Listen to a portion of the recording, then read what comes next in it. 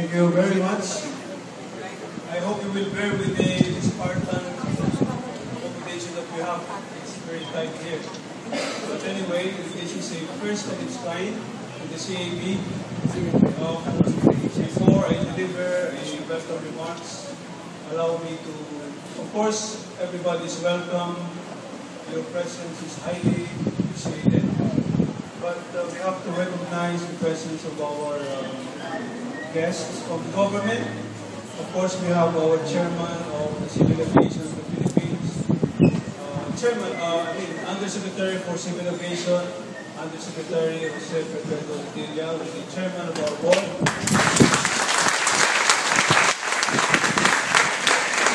We have the very hardworking General Manager in the Faculty of the Manila International Airport Authority, Major General Jose Angelo.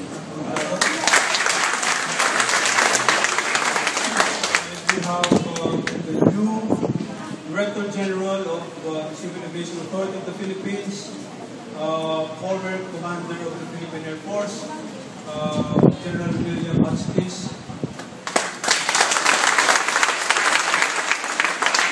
Deputy Director General, we are honored by his presence, Captain John Andrews. Together, the two comprise the Tisoy Brigade. And of course, we're honored by our former chairman, Yusek Viceroy Sikat, former Undersecretary of Tourism, Enteng Romano, Pole of Delta. We have Ani Sitan of the Philippine Chamber of Commerce. And of course, we are overwhelmed by the high-profile presence of CEOs, the pillars of the airline industry, not only the pillars, the captains of industry are here. We are overwhelmed by the presence of no less than Chairman Ramon.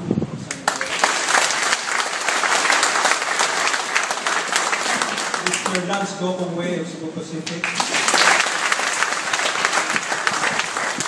Mr. Sobel of Air Philippines. Maan Utiveros of Air Asia Incorporated. Patrick Tan of Sea Air. We are especially fortunate today because this occasion is graced by the presence of an icon in aviation, Attorney Felipe Gozo.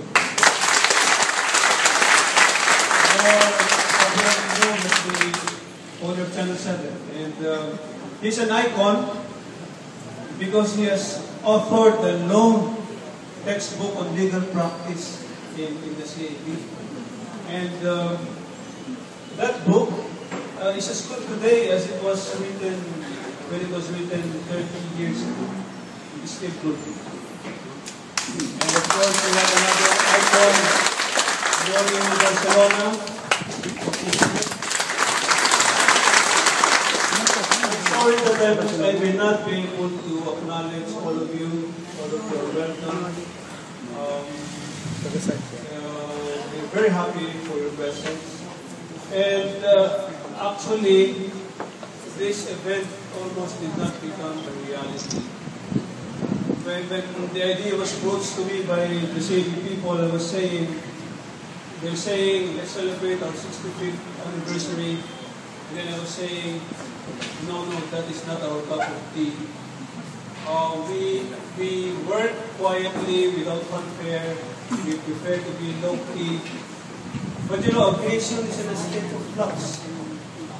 It is evolving towards more and more towards the regulation and open skies. And you know what they told me?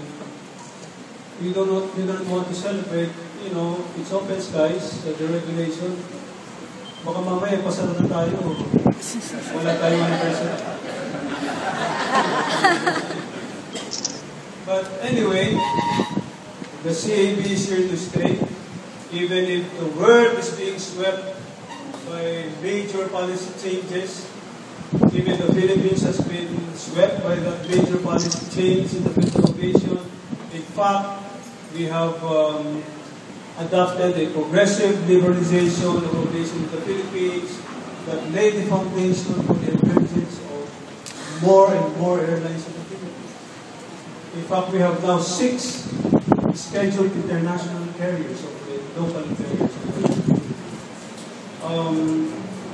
We also have deregulated domestic aviation, and we allow market forces to dictate the type of services, the fares, the capacity, the routes, and now we see an explosion of domestic services. So, is regulation on the wane? Is the CAB, is the function of the CAB a sunset kind of function? I venture to say no. The CAB is here to stay. Maybe our functions are ramified through the years. Maybe we have refocused our priorities. But, you know, as I mentioned, liberalization is sweeping us. And the more competition, the more airlines are operating, the more the need for a vibrant and viable competition policy that would protect and ensure fair competition and a level playing field in aviation. And without a level playing field, we're not square. Nothing. And so that is a key responsibility of the CAB. Rapid expansion also engenders some kind of passenger protection issues. The airline's resources are taxed. The airport infrastructure is taxed.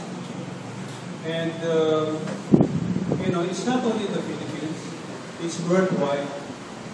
Rapid expansion has spawned passenger complaints in the United States, in Europe. They have come up with passenger protection regulation, and so are we.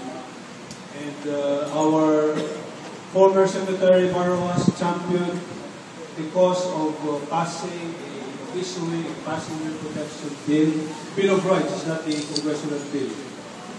And it's just a matter of time. It's undergoing refinements, and maybe it is going to be issued. And, you know, the expansion of air services also requires the CAB in support of the air panel to negotiate for more and more traffic rights, to fight for equal opportunity, to fight for a level playing field in the field of air transportation. And that is why I say that our work is not done. What have we done for the past few years? Maybe we can set modesty aside for a while.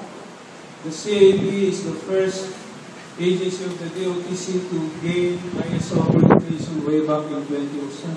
On a computerization program, and now we are stage 3. We are interactive. You can file a complaint to our website. You can download applications. You can download information.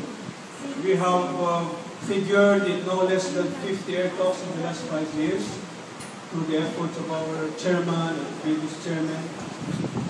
And we have adopted a liberal charter program for secondary airports that paved the way for the development of Clark, Cebu, Davao, and other secondary gateways. And so what is the status of Philippine aviation?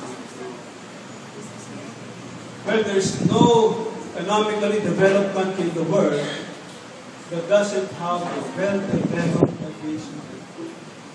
This aviation network anchors that country to the major markets of the world, and invariably this network is anchored by strong and competitive national carriers. In other words, national carriers are vital economic institutions. Air transport is a key enabler of economic activity. It supports trade, tourism, and public convenience. And therefore, this year probably is an auspicious one for Philippine Aviation. I say it is auspicious because private enterprise, private initiative has signified its commitment to carry the fight for Philippine aviation by embarking on major airport and other transport infrastructure programs, expanding the airlines. And there's no doubt in my mind that with this kind of partnership, we will see the light of day.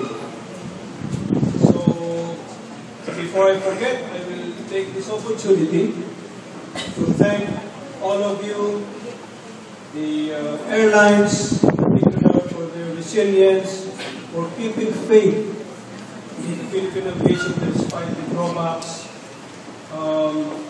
They have kept the flame alive and hope that we can put our act together and emerge from this debacle that we're in. I thank the commissioners, our icon, Oli Barcelona. I will not mention everybody, but I thank them. Some of the old employees are here. Lani is here. A lot of them, in their part, they have contributed. There's a problem of mentioning names. I forgot Assistant Secretary at the Bertona.